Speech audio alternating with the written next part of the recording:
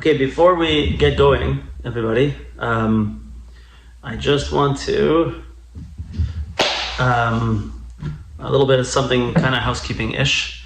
First of all, everybody is invited to join us back here in the basement again, and to come in person, should they so desire. And we can learn a bissel face-to-face. We'll do it hybrid version, so we have Zoom and face-to-face together. And I think we're getting to that time where it's possible, and would be nice to be face-to-face again for whoever's able.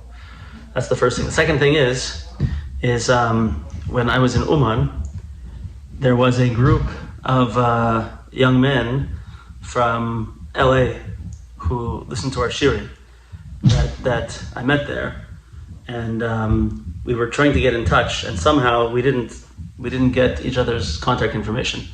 So I'm asking right now, LA guys, if you hear this, please send me an email at you can do info@breslovthornhill.com, info@breslovthornhill.com.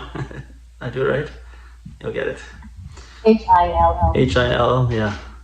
Or you can reach me at, let's leave it at that for now. But I gotta talk to you guys. The second thing is that I am looking for someone who is technically minded to help me with editing and uploading the videos that we record here. Because we are, we go through all this learning, and we make these great, beautiful Torah ideas together, and then I run out of time to actually edit them and upload them. So I'm looking for someone who may want to help in that realm, who I could send files to, and they could edit them and upload them. So if anyone's interested in that, please be in touch. Please be in touch. Okay, so Chevra, we're continuing learning in Torah Yud Zayin 17. Where we left off, I'll give a pretty significant review / introduction, since we've been gone since before Rosh Hashanah, so we can all catch up together, and then we'll get going. One more thing, we're going to be having a new shiur that I'm going to be giving together with my friend Reb Shmuley Fuchs, Monday night shiur in The Lost Princess. It's going to be a chabura. It's going to be like a half a shiur and half a discussion, and it's going to use the book by Rabbi Yaakov Klein, and probably also ask either his workbook that he put along with it, or aspects of his workbook, so we really can get into The Lost Princess in a deep way, and have it. Do you know what time? Go into us. Probably later, probably like 9 o'clock, I think. Yeah. So everybody's invited, starting next week, Monday nights. So is everybody at someone's house right now? Pardon me? Are you doing this live and both Zoom and live? Yeah. Yeah, the house is packed. There's not a single person here, just kidding. Everyone's on Zoom. We're all used to it. Okay, so with that, let's get going. So Torah Yud Zayin so far has been really amazing. Let's just go through the steps that got us to the place that we are now. We're going to be starting today on Ois Hey, which is on page 40 in this book. The Hebrew letter Hey in the Hebrew version of Torah Yud Zayin in the first section of Likutei Moharan. And let's give a review, and we'll go on from here. We're going to see something super cool today. It's gonna connect to Megillas Esther, to the Purim story. It's gonna have some very interesting kind of like scientific / metaphysical observations of Rabbi Nachman. Also, really interesting. So let's say like this. We started off by saying that, one second. Just give me a second, sorry guys.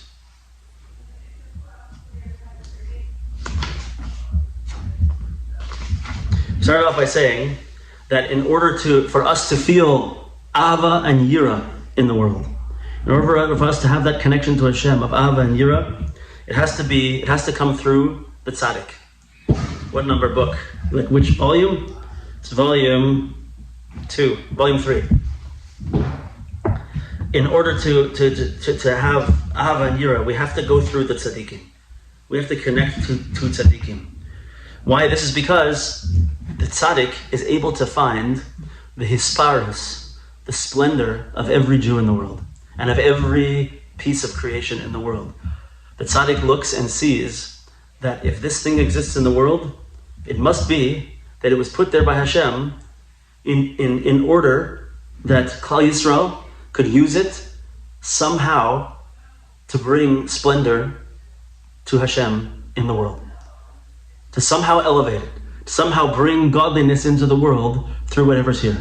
Why? Because we said, the deeper Torah tells us that why was the world created?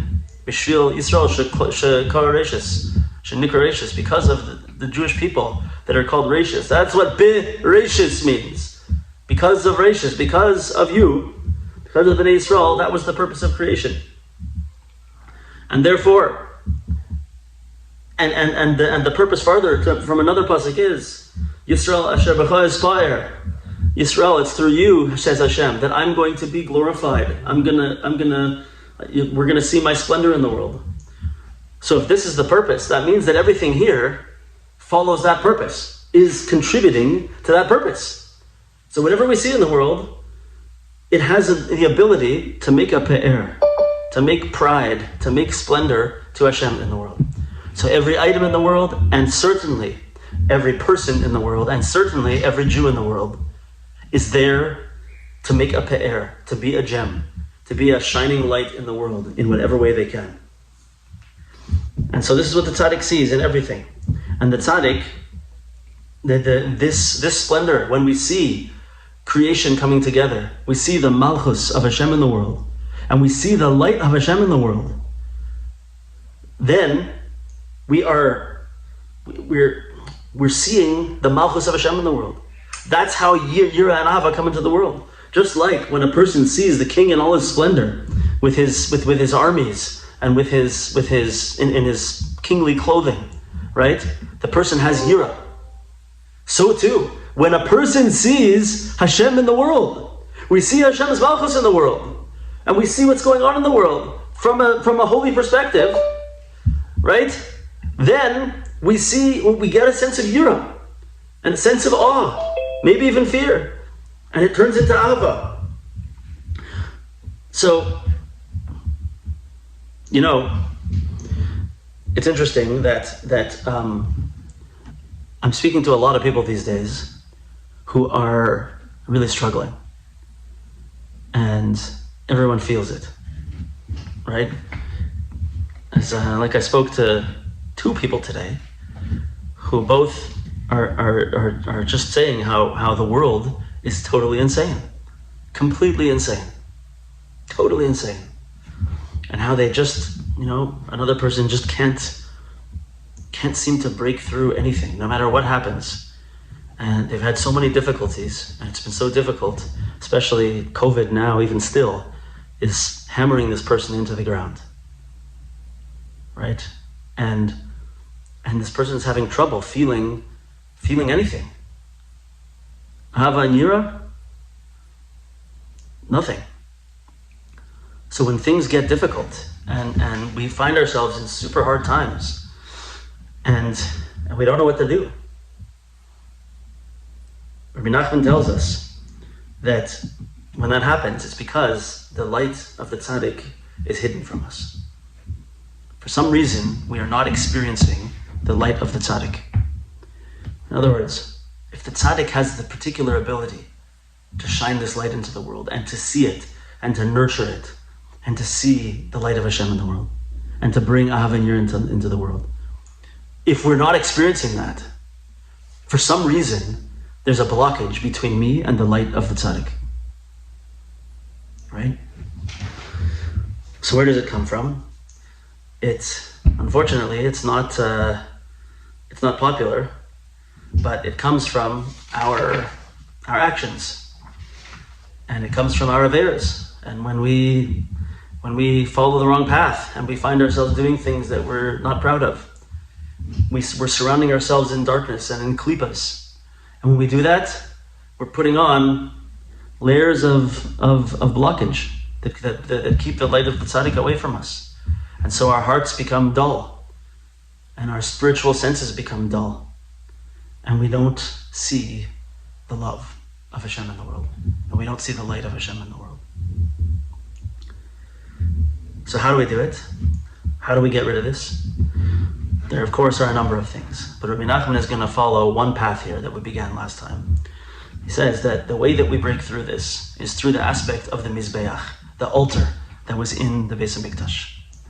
And the altar that was in the Beis HaMikdash is the place where the negative spiritual forces were able to grab a certain aspect of their energy from.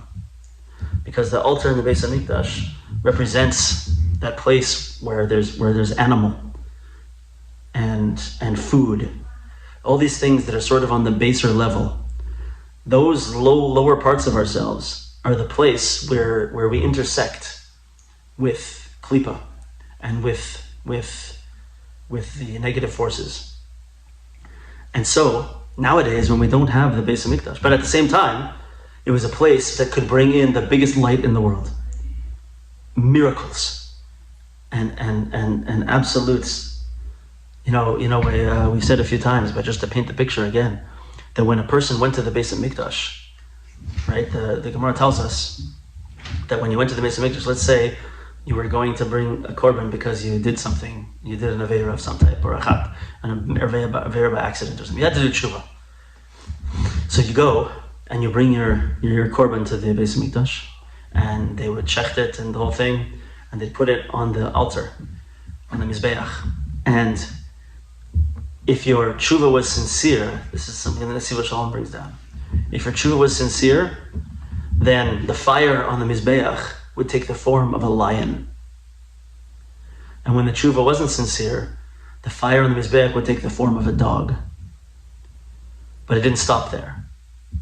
If you got up there and you're bringing your korban and you're trying to connect and you're not doing it, it's not working, the kahanim would start to pull the person closer.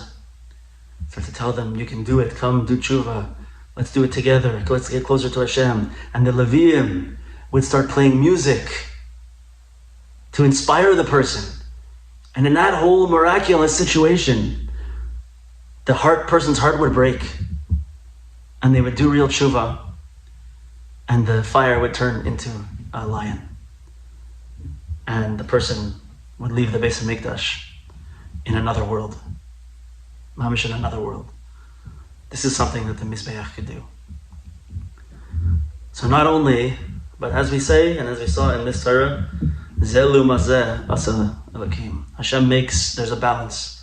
So just like there's tremendous power here, there's also the potential for feeding the negative forces. And so, now that we don't have that anymore, the place where we interact with this realm is by our tables, by our eating. And the more that we are able to make our achila, our eating, an aspect of holiness and an aspect of connection, the more we are able to knock down the negative forces and to take away their power, to take away any energy that they might get. Because the only place they get energy from is when we don't do things the right way, right? And our eating is that place where we can really mess up. It's the same thing. It could be a disaster, right? It can be midnight ice cream, nachos, chocolate bars, I don't know, whatever, pizza, right? It could be non-kosher, chas v'shalom. It could be non-healthy. It could be, I don't know, you make it up. It could be anywhere. It's many, many negative things. It could just be an aspect of my animal self, my lower self. That's where it can connect to the negative forces. But at the same time, I can eat and I can say blessings when I eat. I can acknowledge that this is Baruch, this is drawn down from the upper worlds to bring godliness into the world. And I can eat slowly. I can eat like a mensch. I can eat for the purpose of trying to be close to Hashem and to not just fill up my animal desires, but rather to give me energy to be able to serve Hashem, to be healthy, right? And I can eat with the knowledge that this food is going to give me holiness and is going to give me the ability to serve Hashem. And I can eat, even if I'm on a higher level, with the kavanas of the Arizal, Kabbalistic intentions with every bite, right? It can be tremendously holy, or it can be a disaster. It can be a train wreck, right? So in this place is a place where we have the ability to cut down the negative forces and to not feed them, and to rather propel ourselves into Kedusha, into holiness. So this is something that elevates our intellect and knocks down our chassidus, which is what our foolishness, which is what we said was the problem in the beginning, right? Which we saw from a Gemara, that there was a certain rabbi in the Gemara that they came to ask him a question, and he gave the wrong answer. And the next day, they went back to him, or the next afternoon, they went back to him. It was Rava asked this question from Nachman in the Gemara, and he said, "Oh yeah, you know why I gave the wrong answer? Because I hadn't eaten meat yet that day, and because I didn't eat, I didn't have the proper energy for my mind to elevate my intellect, and so I gave the wrong answer." That's what he said, right? So you see that there's a special power here. And then the last thing we said, the last part of our review, is that when there's a blemish in the Mizbeach, when there's a pagam in the Mizbeach, a pagam in the Achila, a pagam in the Mizbeach, how is that pagam? How is it rectified? How is that broken piece of the altar brought back into place? And Rabbi Nachman says it's through bringing Gerim, converts, into the Jewish people. Those who are far away from Hashem, bringing them close to Hashem, and into the Tachas Kanfei Shechina, as we say, under the wings of the divine presence. So we're gonna start talking about, and we had a few proofs in Pesukim about how this works. But let's see now. Let's start on the letter A here and start to get into some deeper stuff about this and see where it leads us. It's going to be some great stuff. Because we got to get out of this. We're losing our minds in this crazy world going on right now. We need the Torah of Rabbi Nachman to pull us up. We need the light of the tzaddik, right? We're missing it. So let's get going. Zok Rabbi Nachman. Eich efshar la'ases gerim. How can we make converts? How can we do it? 1 second, just let me make sure we didn't miss something important here.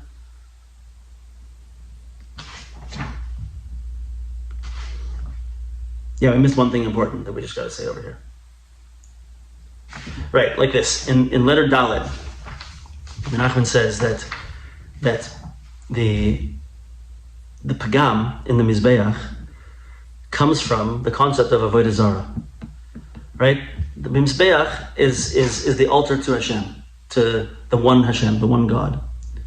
And a pagam in the Mizbeach means a pagam in monotheism, means an aspect of Avodah Zarah. And so a piece of that, of the Mizbeach, a piece of the spiritual existence of the Mizbeach, goes sort of under the influence of that Avodah Zarah. And then that spark of holiness of the Mizbeach is trapped in some other nation, right? With their Avodah Zarah, with their other gods, other religious beliefs. That piece of holiness is trapped there.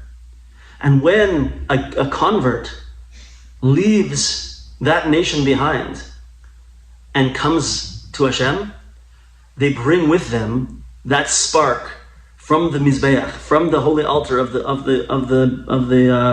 Beis Hamikdash. They bring that spark back to where it's supposed to be. And in essence, they're making a tikkun and putting like a brick back into the Mizbeach, back into the altar. Right? So it's that aspect of knocking down the Avodah Zarah, which is the antithesis of Mizbeach, and taking that piece of holiness that was there and bringing it back and rebuilding the Mizbeach through the convert coming to Yiddishkeit. Okay, that's what we have to say. But how can we make Gerim? It's not easy, trust me. They're very, very far from the holiness of Yisrael.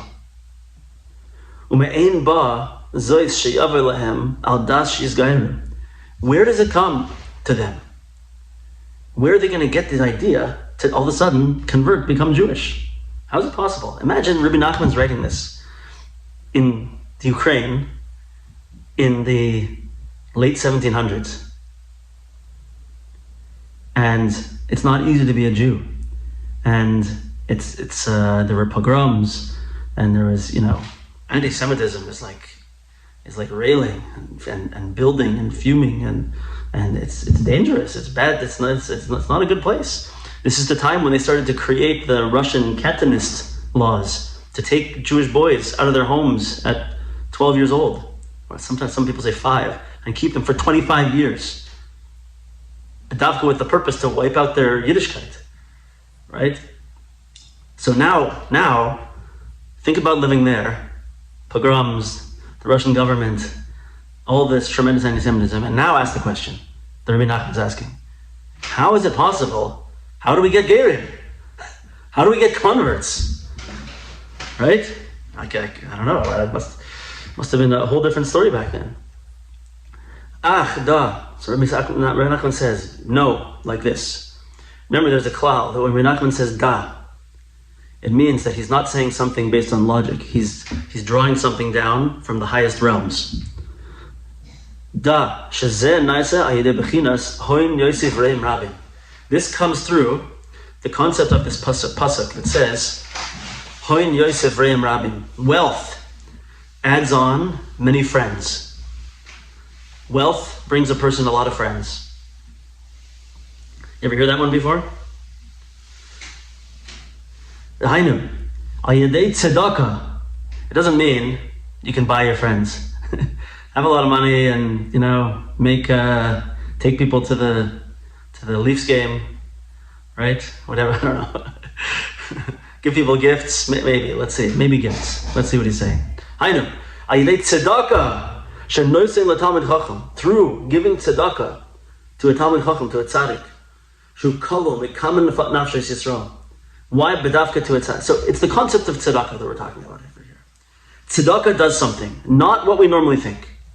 We're going to talk about a deeper, different aspect of tzedaka, and it's particularly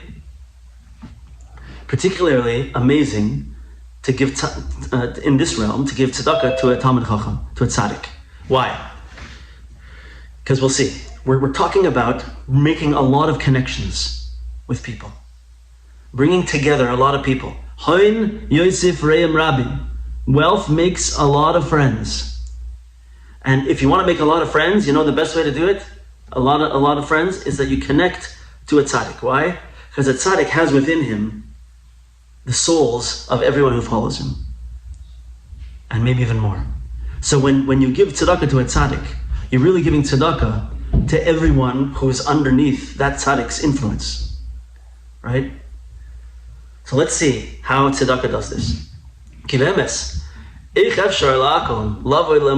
How is it possible that a non-Jew is going to come to the emunah of Yisrael?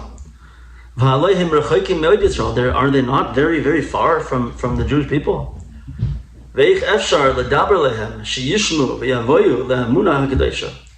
How is it possible to speak to them that they should hear what you say, and then they'll come to very holy emunah? How's it going to happen? Right? I wouldn't ever want to, speak very negatively about other people and their beliefs.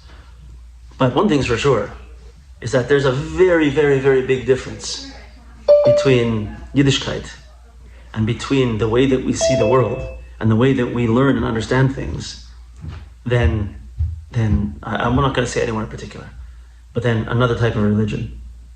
Like, can you imagine the amount of learning that we do?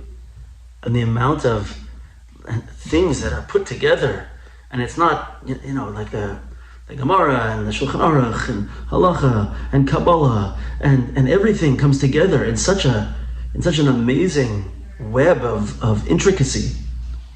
And the fact that we ascribe every moment of our lives to divine providence, right? And that we have so many mitzvahs and so many, and we're always looking for Yad Hashem, and together with all of this knowledge and experience and everything that we have, it's very, very, very different from a person who, a Canadian person, let's say, we're in Canada right now, or an American person who just is American, Canadian, and they have their job, they have whatever they do, and maybe they go to their religious event, their religious service once a week, and they like it, and it's great, and it's uplifting, fine, good. But are they like learning Daf Yomi and all this stuff and everything? It's just a very, very different mindset, a very, very different view of the world that we have. So Rabbi Nachman was asking, how can it be? How is it possible to just, boom, you're going to go and start talking to someone and they're all of a sudden going to be like, oh, I see. Like, it takes a Jew who's born a Jew, years and years and years, and a tremendous background to be able to understand Yiddishkeit and to have a deep connection in our hearts with Emunah, right? It takes time. And to build it and understand it, we understand it deeper every year that goes by. We have a deeper understanding. And you want to just go talk to someone on the street, and all of a sudden they're going to be like, oh, okay, great, I get it. I'll stop eating all that good food, and I'll start, wearing weird clothing and a wig, I don't know, funny hat. Yeah, no problem. I'll do exactly what you said. How does it happen? Okay.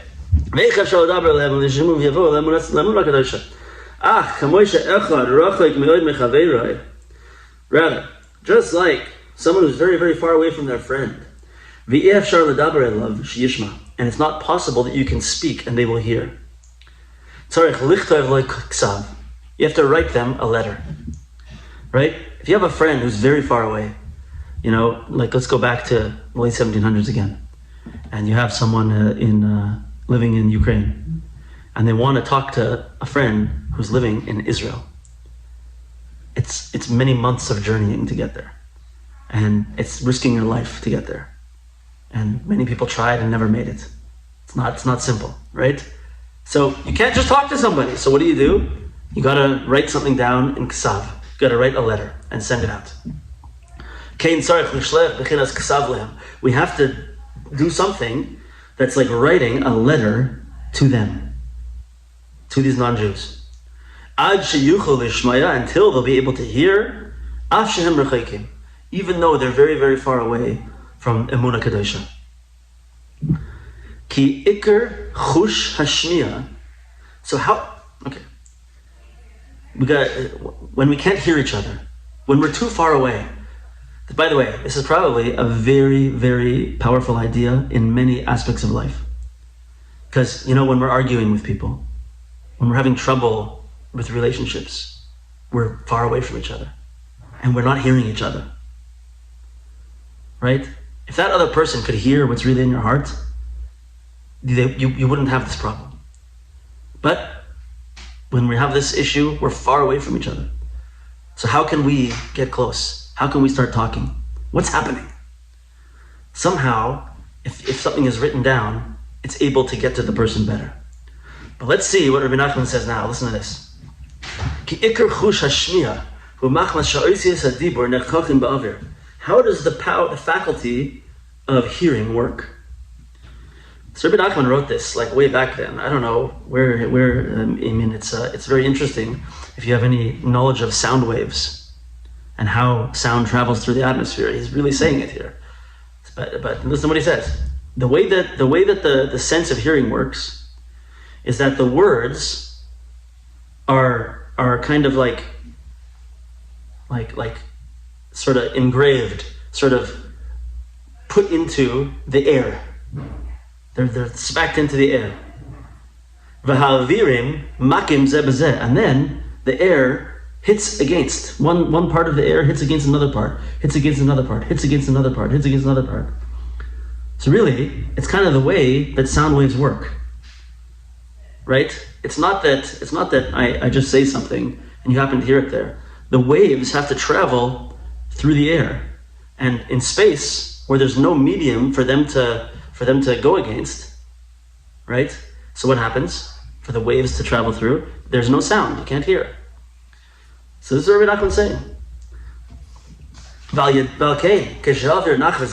So therefore, when the air is very peaceful and clear and calm, then when one person speaks, that he's able to speak, that thing that he says can be heard from a far distance away. Like we see with our own senses. It's a calm time. Imagine, particularly, late at night, a calm night, middle of the summer, and you go outside. You could hear everything. Every little thing you could hear. And if someone is standing, almost a block away, or I don't know, whatever, at the end of my street from my house, I could talk to them. And when everything's very calm, the shmiya is able to work in a much more powerful way. Right? I don't know exactly how and why. But when there's a storm wind blowing, then your friend can't hear you.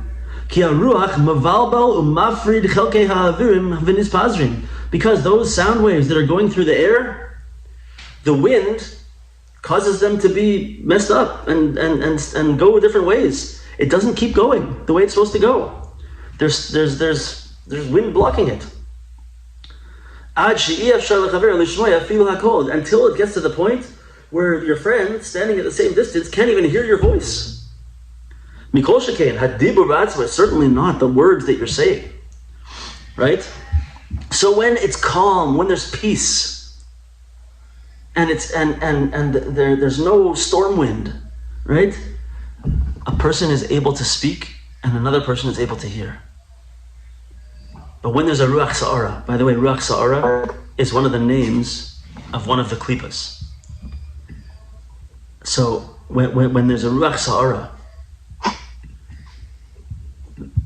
a windstorm, when there's a windstorm, and I'm going to say a windstorm of klippa, of negativity, and there's no peace, there's negativity and anger and ruach sa'ara in the world, then at that point, one person is not going to be able to hear the other person.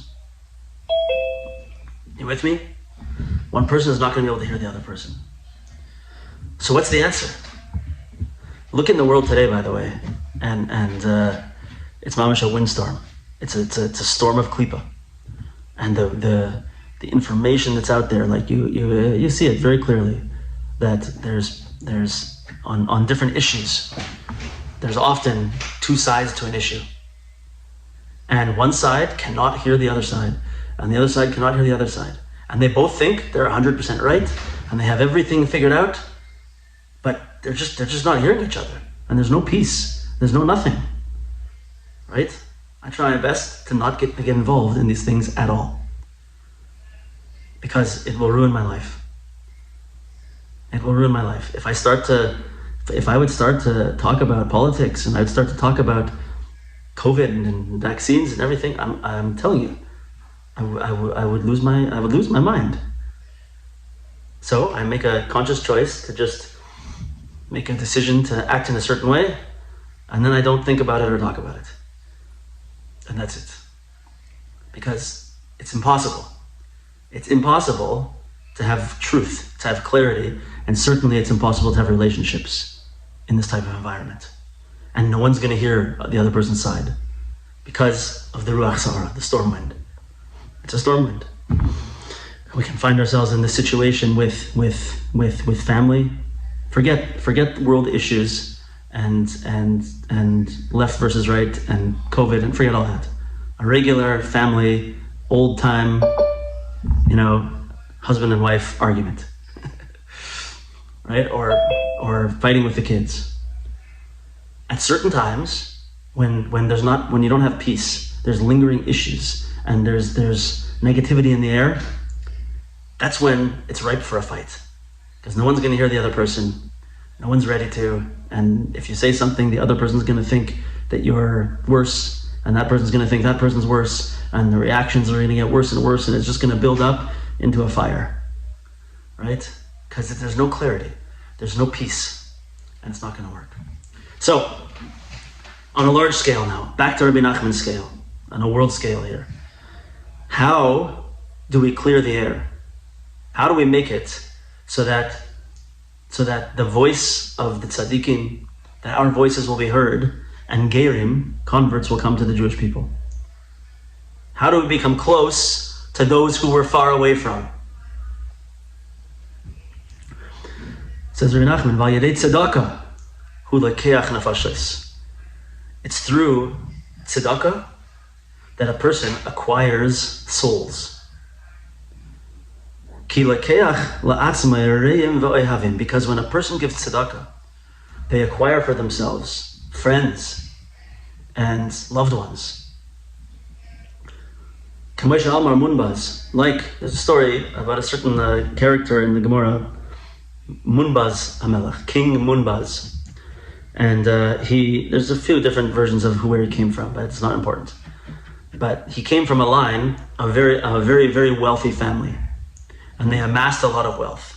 And during his reign, there was a famine, and so he decided to open up the royal treasuries and give food and money to his subjects who needed it. And his family started freaking out and yelling at him, "What are you doing? This is our treasures. This is our legacy. And you're giving it away?" Right? And so Munbaz said that he said two things. He first of all said that you guys, what did he say? I was going to say it here. Let's see what it says over here. Avoisai gunzu mamain. Munbaz said, my forefathers, they hid away, they stored up money. Vani ganazti nafashis. But I am storing up souls. Right? He also said that my ancestors stored up money and I stored up souls. Meaning what? That when you give tzedaka to somebody, you create a connection. You create a relationship, a positive relationship. I got some stories to tell you. I won't tell a lot, but I got to tell you just like simple things that are totally mind blowing.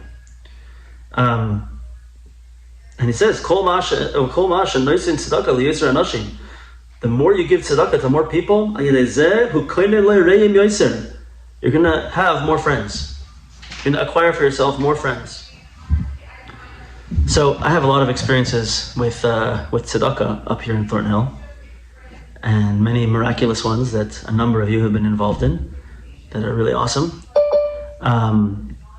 But I've told you a couple of things a few times, but it has to be repeated. I would have people come to my door, and one person said to me, I mean, this happens on a regular basis, but a person will say to me, "Wow, I'm so happy that you opened the door. I've been going around to houses for hours and nobody has answered the door." Nobody's answered the door. Or I remember times when it's cold outside, and a lot of people come to Canada from Eretz Yisrael because there's a lot of poverty there, and there's not a lot of ability to collect money, collect tzedakah. So they come here and they go around. There's specific drivers that are set up to drive them around to different houses that are known to give tzedakah. So they go around. Another time, people came in the cold of winter, and I opened the door and invited them in, and they looked at me with surprise, and they said, "Wow, you're the first person that has invited us in to their house. No one else would let them step foot in their house." Right? Can you imagine? Now imagine and there's a few people in the city, special, amazing people that are just like in a bad situation. And, if they come to see me regularly, people give me money to give to people who need it. And so they come to see me regularly. And do you know the amazing, amazing relationship I develop with these people? Because we smile with each other. And I'm telling you, I don't mean this to sound like a cliche. Without a doubt, no question, I get way more from giving money to people who need it than they get from me. No question. And if you give the person a smile, do you know the difference if you give tzedaka with a smile? And if someone comes to the door and you're like, ugh, can you come back later? I'm just talking to my family. I mean, that's nice, but this person is halfway across the world and is poor and has a sick relative. Can you spare a few minutes and give the person a smile? Sometimes I get my kids to bring food and juices and waters, whatever. Just, like, can you imagine the difference that makes to give tzedakah with a smile? To talk to somebody, to be happy to see them? They're for sure giving us way more than we give them. The Gemara says it. Nachman says it in another Torah also. Way, way, way more. There's a certain person in the city who comes for tzedakah regularly, and he'll come to me and he says, I sat today and said the whole entire Sefer Tehillim 5 times in your merit. I gave him a little bit of money. What did I do? What a relationship. Special, amazing people. This person says Tehillim 5 times? Who does this? This person is a tzaddik. These are amazing, amazing people. And I can't imagine that I could have gone through life without meeting this person, without developing a relationship with this person. Right?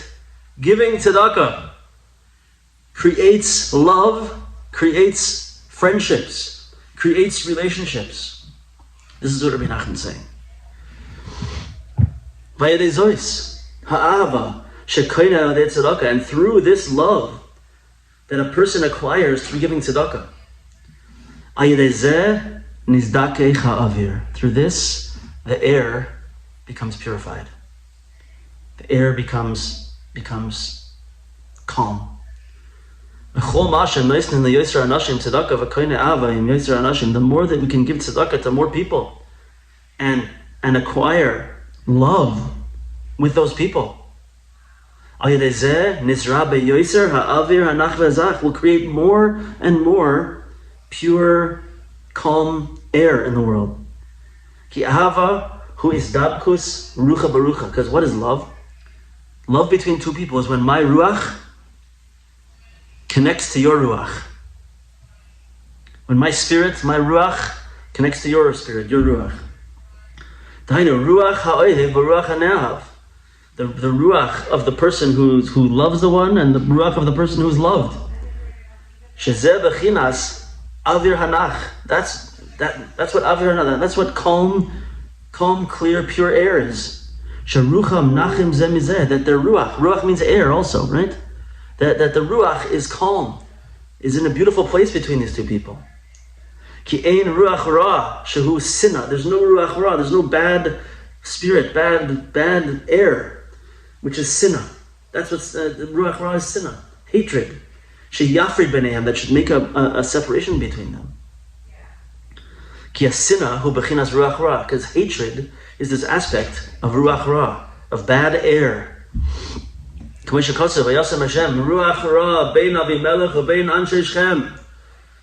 made a ruach ra between Avimelech and the men of Shem. Payers, Rashi explains, what does that mean? Sinna, hatred. That's what ruach ra means. Hatred is ruach ra, bad airspace. Bilbul ha'avir, confusion of the air. Through that, we can't hear dibur. So Rabbi Nachman is saying something here, and I'm going to say something, and when I say these types of things, I always like to tell you that it's my own thoughts. So then you can take them for what they are. Rabbi Nachman is saying this on a very big level. He's talking about the entire universe, and that when we give tzedakah, we clear the air and we can bring geirim into ourselves.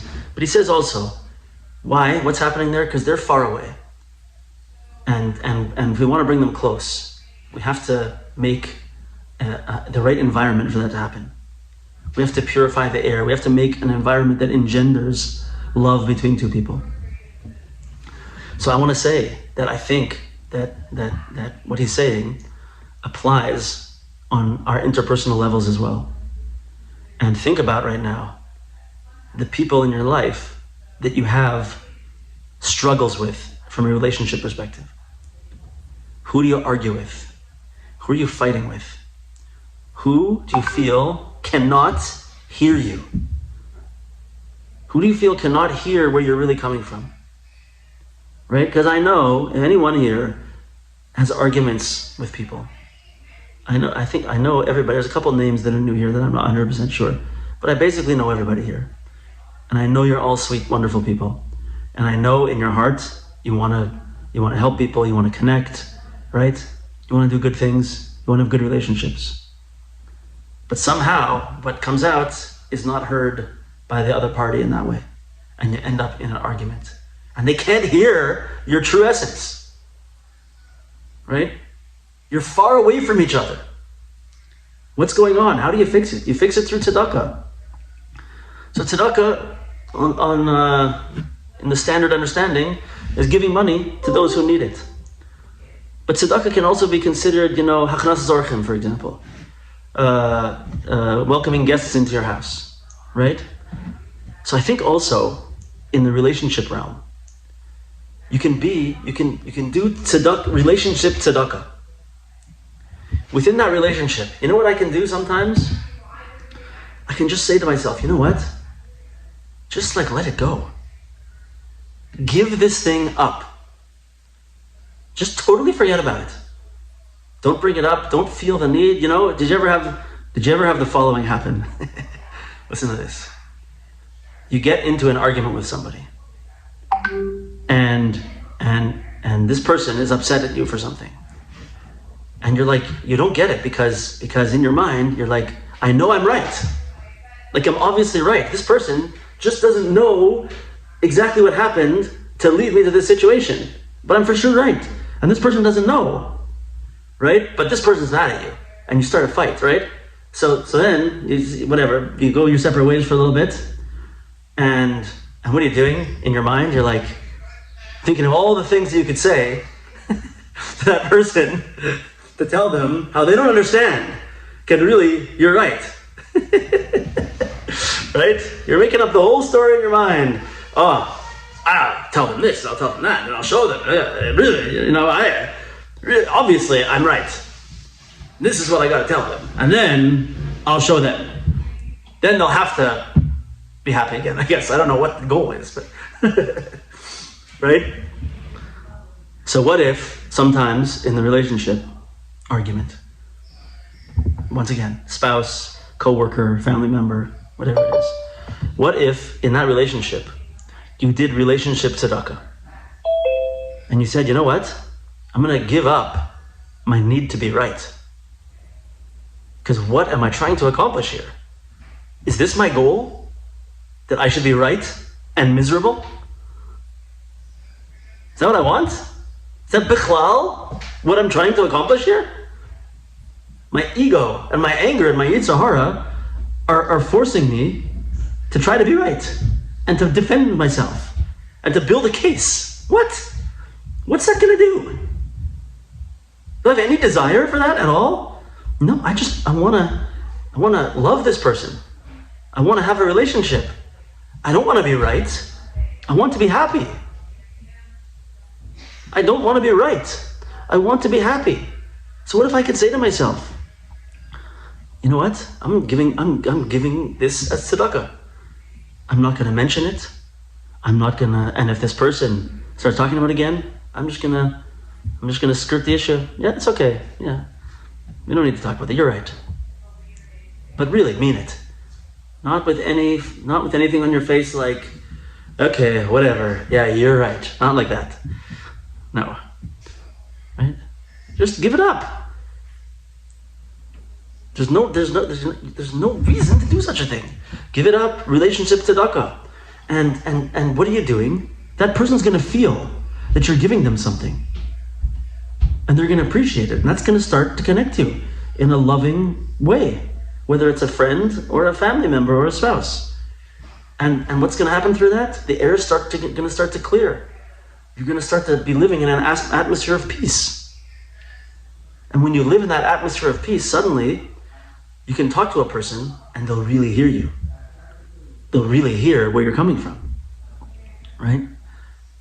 So I think this is a fantastic idea.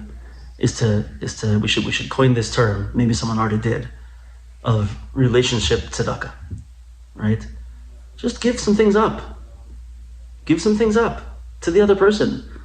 You don't need to be right. You don't need to be better than the other person.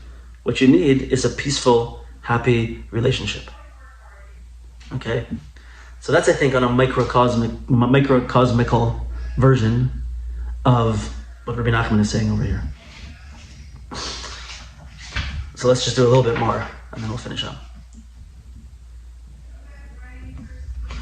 Right? So this is what we said. Ruach ra and sinna, hatefulness, and bad airspace, ruach sa'ara, all this negative spiritual influences in the air and arguments, this causes us not to hear each other.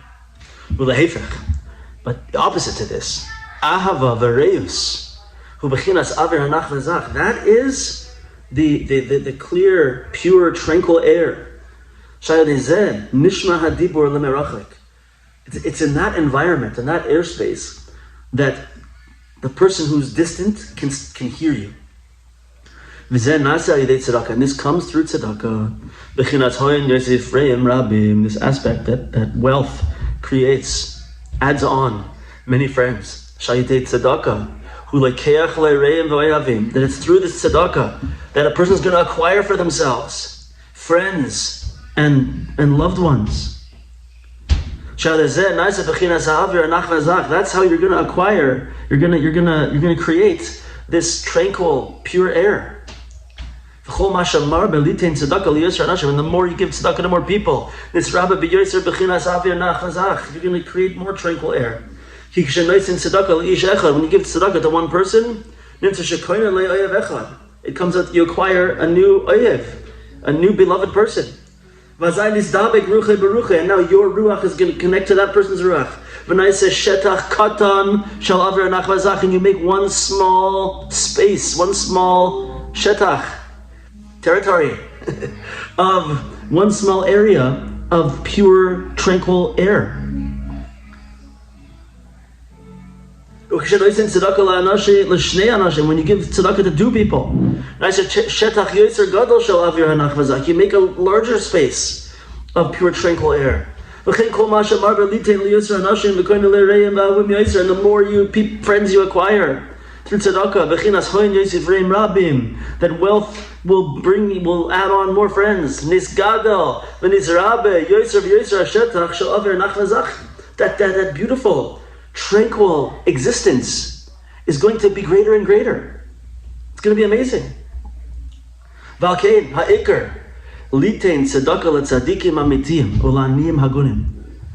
the main thing is to give to true tzaddikim and real, like serious poor people.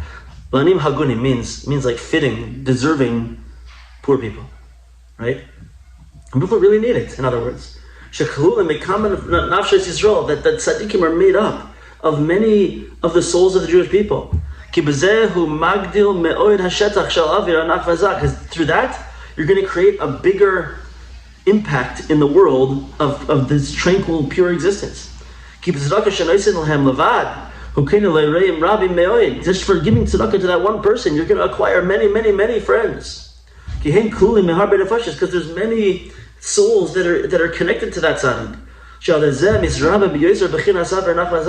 That through this, you're going to increase and add on a much greater peace and tranquility in the world. So you see, there's a practical outcome, like we're talking about when you give tzedakah to a person, it creates a relationship. There's also like a metaphysical, spiritual reality that when you give tzedakah, there's something above us happens with our connection. Right? We connect in a way that we don't even realize. So when you give to a tzaddik who has many souls attached to him, then your connection with those souls happens on a higher level, and it creates this airspace. Right? V'azai. Kshaver nach v'zach. Azai kshmedaber. Ze. Did I miss this one? Yeah. Ze sheyachol ledaber dibur ha'Yisraeli. Hainu dibur ha'kadosh. Azai ze ha'dibur nichtav v'nechak ba'aver. So now, when a person says something, and it's a Jewish type of speech, meaning holy speech. Azai ze ha'dibur nichtav v'nechak ba'aver. This speech gets written and imprinted into the air. Like the pasuk says in Tehillim, my tongue is like the pen of a practiced sofer. Meaning, what does that mean? A practiced sofer means someone who writes down the words. My tongue can write the words into existence. This is not a foreign concept to us. When we say that Hashem created the world, it was with dibur, with speech, and we say that everything has running through it the aleph base all the time. Hashem is always writing our stories of our lives, like the Matrix. Like there's a code of Kabbalistic letters running our lives and creating existence all around us. It's not a foreign concept in the Jewish in Jewish thought that when I speak, those words are not just nothing.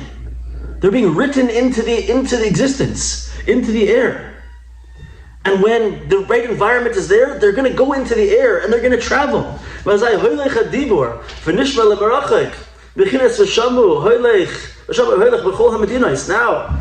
this is so awesome.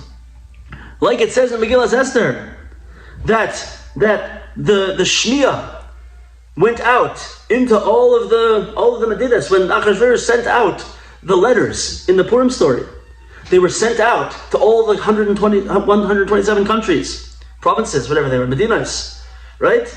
And so it happened that everyone heard, and it went out into all the Medinas.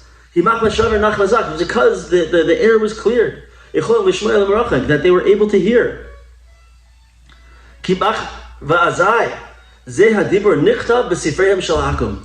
And then these words will become written into the books of the non-Jews. Like it says by the Purim story, Mordechai was the tzaddik. And the things that he said, it's going to say, ended up being written down and sent to all the other nations. The words of Mordechai that he said got written onto these scrolls that were sent out to all the other nations. Medina, Kichsava, and each country according to its language. And then the non-Jewish nations, the different religions will find in their books the opposite of their own faith. There were many Geirim that converted because of this. Because they saw absolute contradictions within their own books. Right? There's a famous story he brings down here. He was Count Valentin Potocki. He was said to be in line for the Polish throne. While studying in a Catholic school in Lithuania, he was troubled by what he saw was obvious contradictions to the Catholic depiction of Jews and Judaism. As a result, he converted. Right? So I think we're going to end it here because we're getting late here. But we're gonna next time we won't do such a fast. Next Wednesday we won't do such a long review, and we'll pick it up right here. How are we going to see that these words get into the svarim of these other nations, and that they hear, and how does it connect to the Purim story, right? And I just want to say something important. So I see this very strongly also. It happens in very strongly in our community, our shul over here, that it's very, very much based on mutual respect. And you're not allowed to bring in here funny ideas. You got to give those as tzedaka. People give a lot of tzedaka to our shul, and it's nice. So that creates it already. But also, you got to give up anything negative that you're going to say. You got to give that as tzedaka. You can't do it. And so what happens is we have this environment and this avir that is so amazing and so sweet and wonderful and loving that it creates such it's like a cocoon. You know, we had a certain very holy person came and davened by us Friday night this week. We have a very special Friday night davening over here. And this person said, a number of people have said this. He said that Friday night davening is going to hold him for the whole entire year.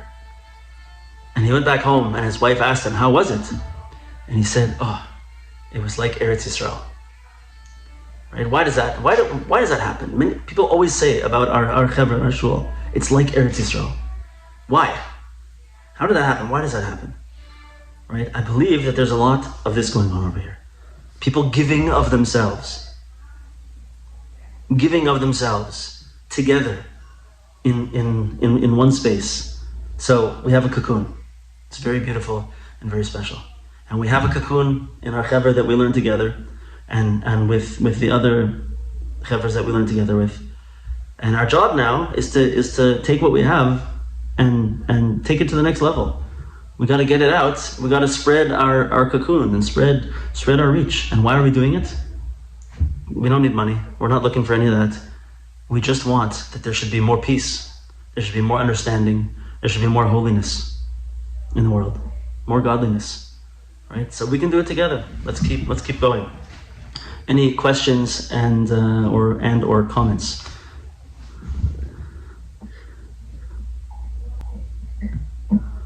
Yeah, we've got a couple thumbs up, a couple smiles. That's good enough for me. Okay, everybody, have an amazing week. We'll send out some information about Monday. And I like those new glasses, Jeff. And thank you. I actually have something.